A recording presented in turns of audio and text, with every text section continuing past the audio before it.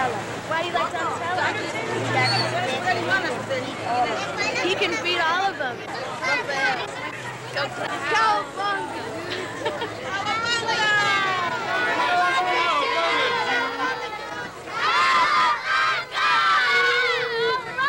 Okay, I'll see you guys in there. Michelangelo, Raphael, and Donatello, live at Radio City Music Hall. Go boys, football. Have your tickets online ready, folks. When did it all start? Well, it all started a long time ago, back in the pet shop. Oh, Mike, stop goofing around. He wants to know about the music. No, duh! Just chill out, Raph. See, okay, Raph and I were waiting for this pizza to be delivered, see, and... Yeah, you know, and I was just banging on some sewer pipes when all of a sudden we realized we were making music. Oh, man, it was so bodacious! Yo, rock and roll, dudes! Totally break a shell, man! All right, let's get this. Awesome, I'm ready to go! Yeah, happening! Dudes, we're rocking!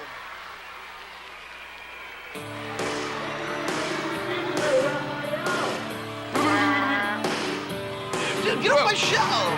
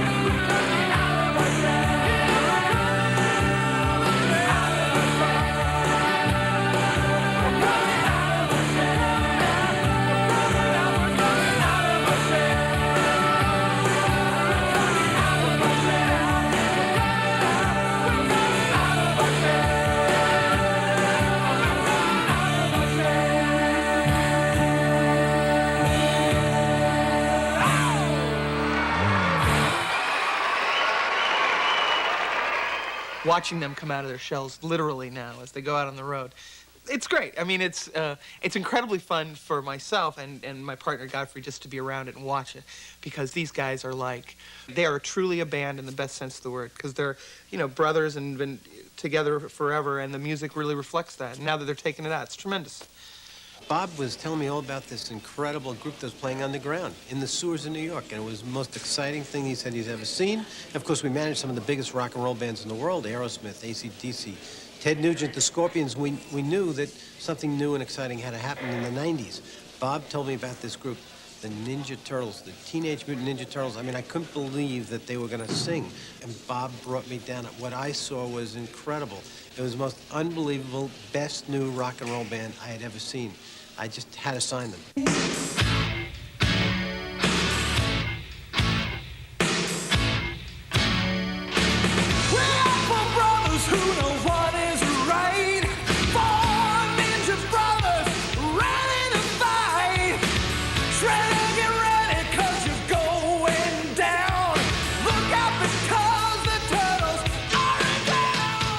Because this was their first album, they were so into it. They were fascinated by everything. They're a little green, you know, they didn't really know exactly all the ropes and what's involved in recording, but generally they picked up real quick. They got out there, they had a great atmosphere in the studio all the time.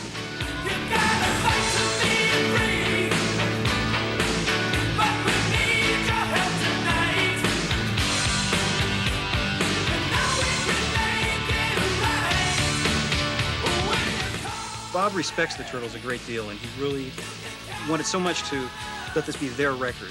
And I think he really pulled it off by just giving them room to be themselves, and I think it really worked well.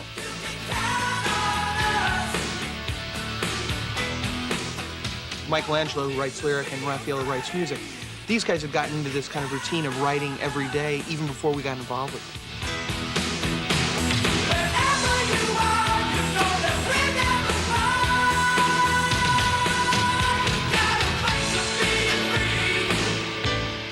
They come from such an athletic, disciplined background, being ninjas, and having such a tremendous mentor in Splinter. Their ability to translate that discipline, almost like an athletic kind of quality and approach to living, to the music was a breeze. When you're in trouble, don't know where to turn. Looks like it's come to an end. As you know, they only have 3 fingers. So building their instruments, it was difficult. Donatello built guitars with only 3 strings. So he can do some amazing stuff on them. And of course, they're all on MIDI pickups in their set. But Leonardo plays a 1-string bass, which is great. Gets amazing sounds out of it. It's fretless, so that's pretty cool. And then the keyboards that Donatello plays all have triple thickness keys. So at least he doesn't have to hit like 3 or 4 notes at the same time. Raphael plays a split between kind of a stand-up kind of timbali set and the synth pads that trigger drum sounds. And then he also plays saxophone. When we were trying to choose the single, we wanted to make sure that the statement they made was, you know, clean and clear, that these guys are for real. They're a band. They're ready to play, come out of their shells. So when we picked Count on Us, I think that song really is the sum total of everything they are, that they fight for what's right, that they fight to be free, and the idea that the song is a hard anthem rocker. I mean, it really rocks.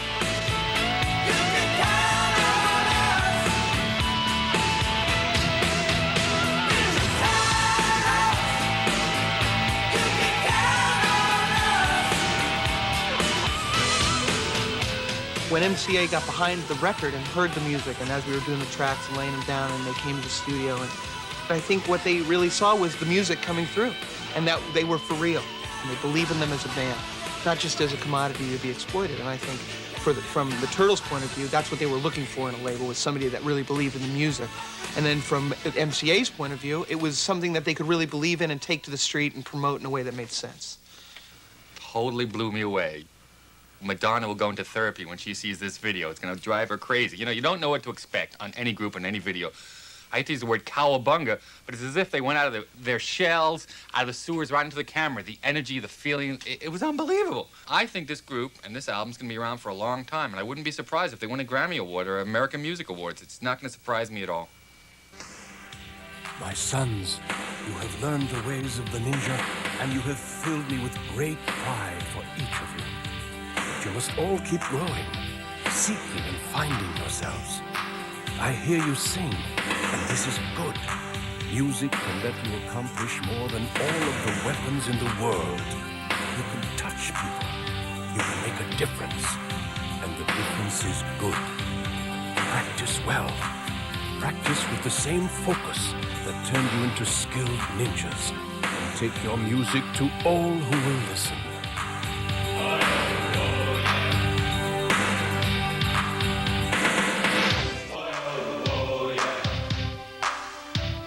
You know, at first, I think Splinter wasn't really into the music thing, and we sure thought he wasn't going to be into it at all. Whoa, and if you could have heard us at first, man, we were bad. Like, thank you, dude. Next. But the fact was, he, like, totally got behind it. In fact, I think he digs that we're playing music more than he digs us doing the ninja thing. Yeah, like, you know, he tells us all the time, you can accomplish more with music than you can with any pair of nunchucks. Totally, dude. Yeah, bodacious! Radical! Happening! Hanging hollow, homeboy! Oh, yeah! Once we started in the studio and started to work on the record, I began to see I had musical abilities that my other brothers didn't have. I enjoy putting music together, like being a producer, you know? I produce things, that's what I do. Like, whoa, dudes, we never knew how much work there was in putting on a live show. Like, directors and sponsors and lighting and costumes. Whoa, cowabunga, dude. So once the show was a go, dudes? Me and my brothers, you know, we got involved in everything. Enter Donatello. This is my territory. They call me Gearhead Supreme. I don't exactly know where it comes from, but I'm just good at building things. I guess I just love working with my hands. All right, see you around.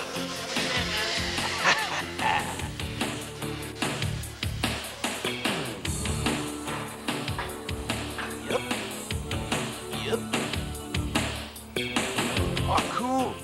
This is great. Are you sure this is gonna work? Sure they're gonna work. We'll put you right through the ceiling. Oh, outrageous!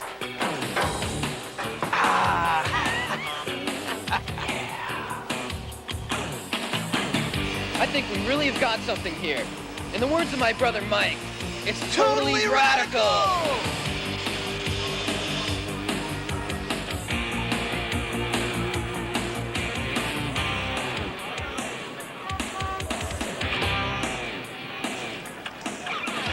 Here to tell you about how this tour came about are the gentlemen that introduced the Turtles to Radio City, old friends Steve Lieber and Bob Bijan, Steve and Bob. We've been practicing for a year because they didn't want to play out until they were really ready to play. And we had to make all new instruments. Michelangelo has to play 3 fingers tuned to an open E because it's hard to do anything but bar chords when you only have 3 fingers. But we're ready to come out of our shells, and we're excited about opening here and starting the North American tour at Radio City. And like any major rock and roll tour that takes place now, you know, a lot of times you need to affiliate with a sponsor, and certainly we talked to the Turtles about working with a sponsor for the tour, but they wouldn't compromise. They wouldn't sell out. And once we landed on Pizza Hut Pizza, we went to see them because we thought it would be a natural fit. And there was one guy at Pizza Hut who really saw the vision and the potential of this band. He heard their first demos and knew that they could rock any house that they went to. And that man is David Novak, and we'd like to bring him on stage now. Senior Vice President of Marketing, Pizza Hut. We're just absolutely thrilled to get the world's most famous pizza eaters to hook up with the #1 pizza company in the world. Pizza Hut will launch the most aggressive promotion ever done in the record industry to support the Turtles' new music, which I'm sure all of America will love. Raphael and Donatello have asked us to wait a couple of weeks to provide all the details, and we know you'll love the music, and we know America will love the music. Thank you very much.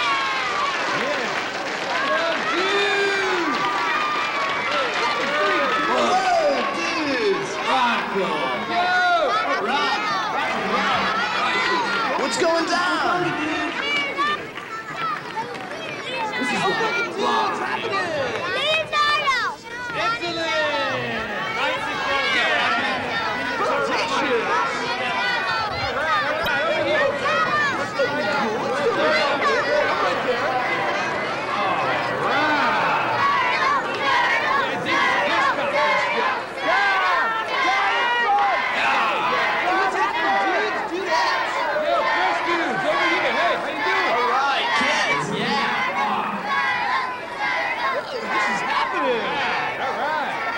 We're here at Rock. What are all you suits doing here? Talking business? Yeah. This is supposed to be rock and roll. All right, rock and roll. All right, dudes, we're out of here. Oh, bunga, dudes.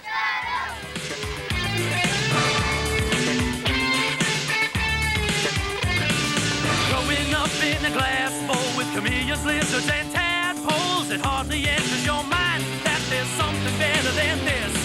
But let us sleep in a carrot, maybe a seed from the parrot. Believe me when I tell you the word gourmet just don't exist. But piece of power, a flying saucer food delight. Piece of power, oh, that's what makes us feel alright.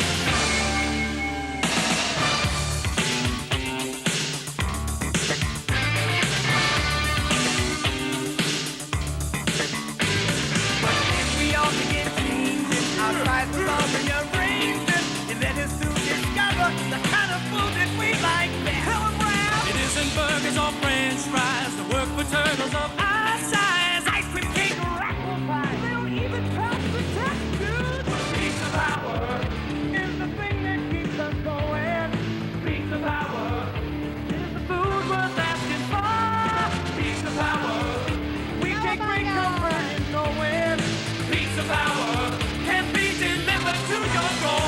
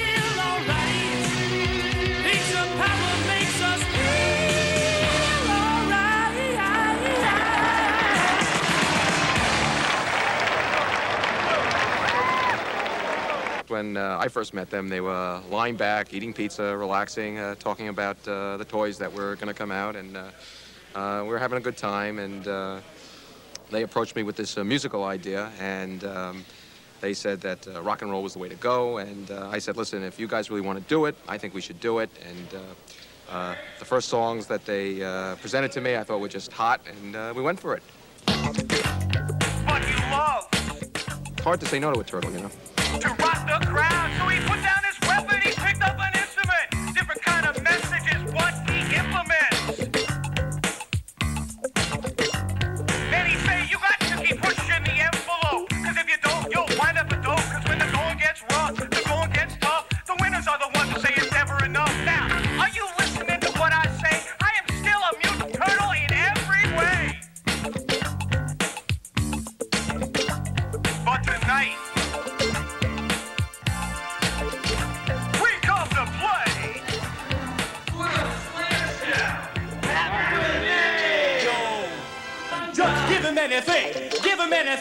give him anything that you plug in. If it's got to do with a chip or a bit, energy that just won't quit now.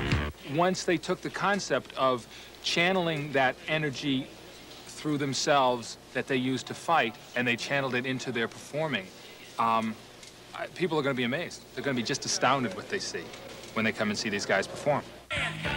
Once I listened to the Turtles' music and heard the messages that they're bringing across, and the decision to use their celebrity status to try to reach kids and try to keep them from messing up their lives, it really meant something to me. I'm the one they call Michelangelo. Let me kick my story, just say so. Born like a pet, just like the rest of them. I grew up wild, party with the best of them. Living loose, living large. With my humor now, I'm in charge. It's not that I'm crass, not that I'm rude. It's just that I'm a naturally humorous dude. Music is the way to reach people, to make a difference and do good for the world. People didn't even know we were real. Now they can see us and hear us. It's extremely hip. We've paid our dues. Now we're out of our shells and we're rocking.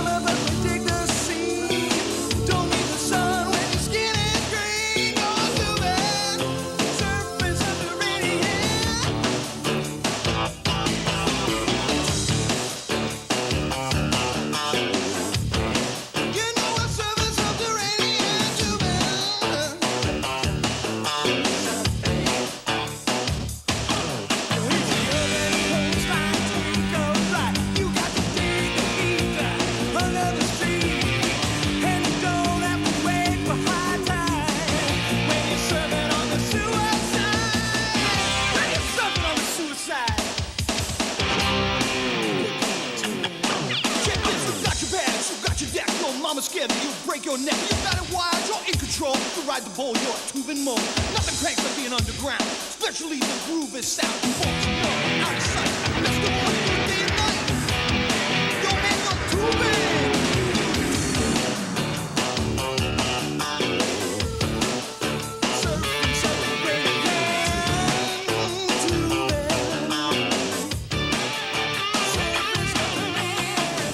This show's really interesting because it's different from every other rock and roll show that you've ever seen.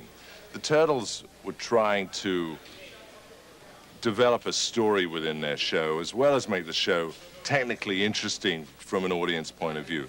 So they wanted to work with Verilites and other computer-controlled gizmos to make the set interesting. Donatello had some very unusual ideas about what musical instruments are and how they're constructed. They're very complicated devices, and they have, so far as I can see, more computers in them than NASA have. It's amazing. Their idea was a show with a rock and roll musical base that people are familiar with, but tells their story and brings their message out to the world in an unusual way. So they were almost taking Broadway elements and incorporating them in their show. It's like taking out the security guards on Star Trek. Man, I don't like this. I get the feeling we're about to have company. I thought this was a no smoke. Turtle, there you are. So nice of you to drop by. Whoa, you got that wrong, Shredhead. This is our party, and your name is not on the guest list. No, you're wrong, Turtle. This is my party, and I'll make you cry if I want. Not for long. Let's get 'em, Turtles. Yeah! Let's go!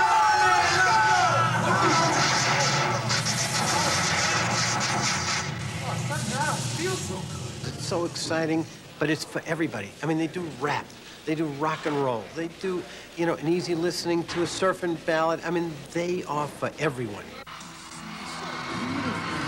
What are we gonna do, Master Splinter? Shredder can't really take all the music in the world away, can he? Right now, it looks like he can. I do not yet know what we can do about it.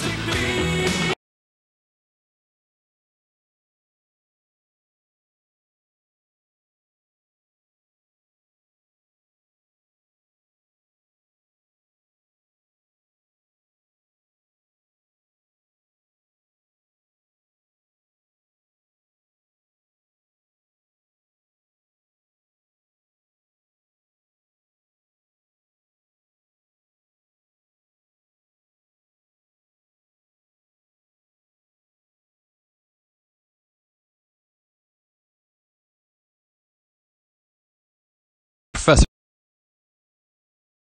Live.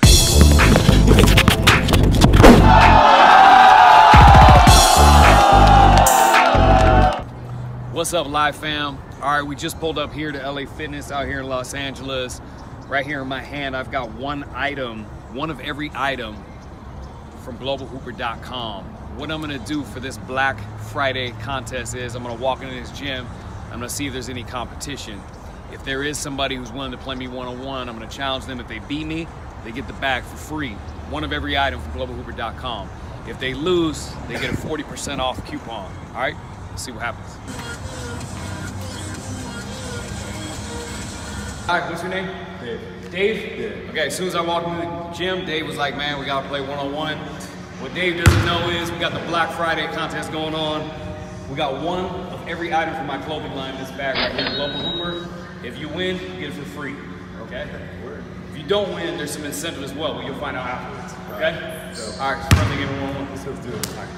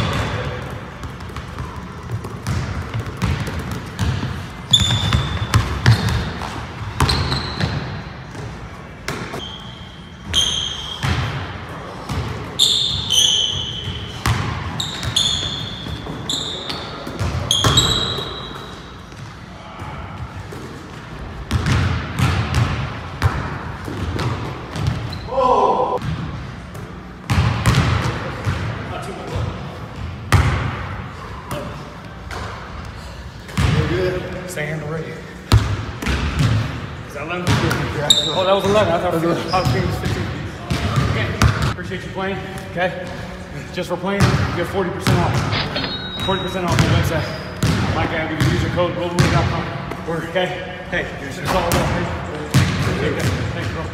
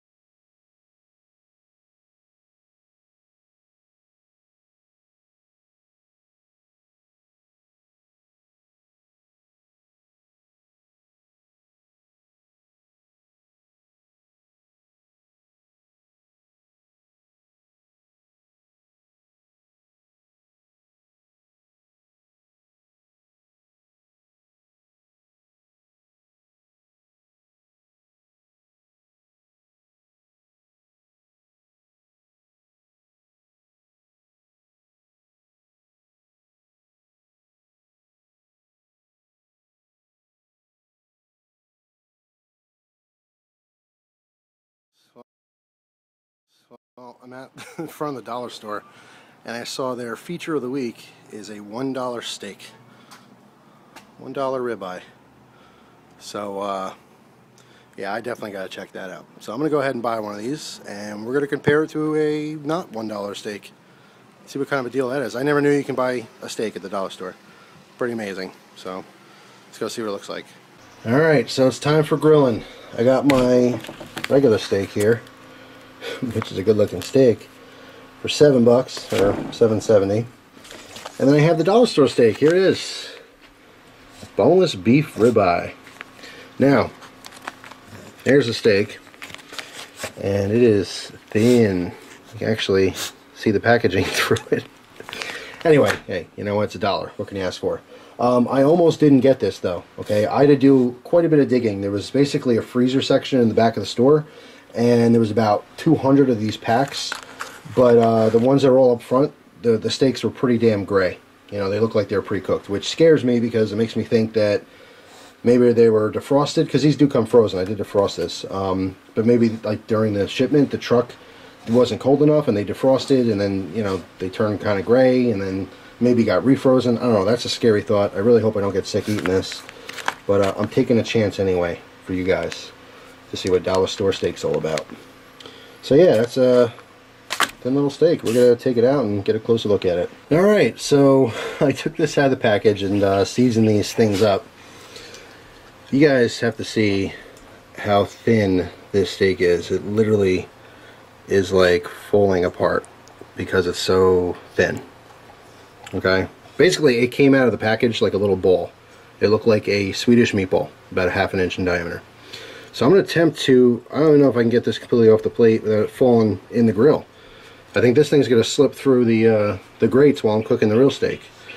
Now you might think, well, alright, well it's only $1, Jeff, come on, right? So let's say I got 7 of these for $7, or let's say even if I got 8 of them, 8 of them still wouldn't be half the thickness of the other steak, you know, for $7.50 or $8, whatever it was. So anyway, I'm going to give it a shot anyway and throw this on the grill and see how it comes out. So stay tuned. Alright, I just put that steak on there because obviously that thing needed way longer to cook. And that looks like a bird just crashed into my grill. It does not look appetizing at all.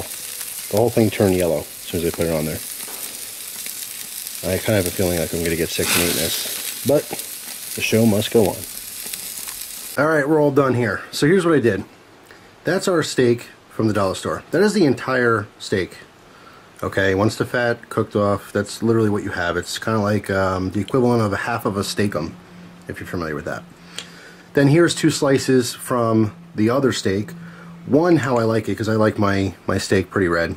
Not really raw, but very rare. And then I also took another slice and I cooked it basically the same as that, so it's a fair comparison between the more expensive steak and the dollar store steak. Okay?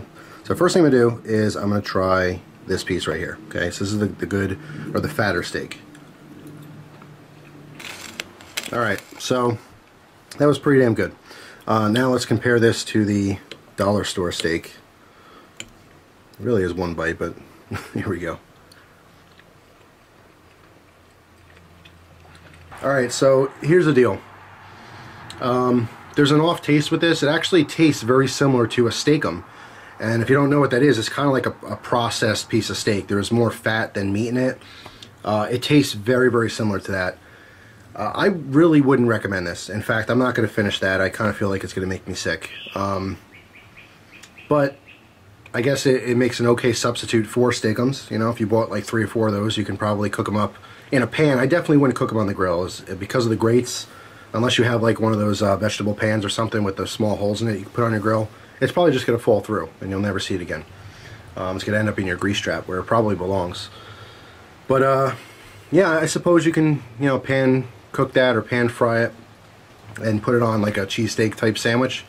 But the little bit of off tasting part of it is really concerning to me, and I wouldn't recommend it. If you really must try it, that would be the best application.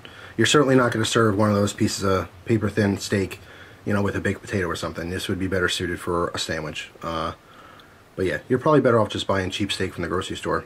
I would not recommend getting your steak from the dollar store. So that's it, guys. I'm going to enjoy this because that is a tasty looking piece.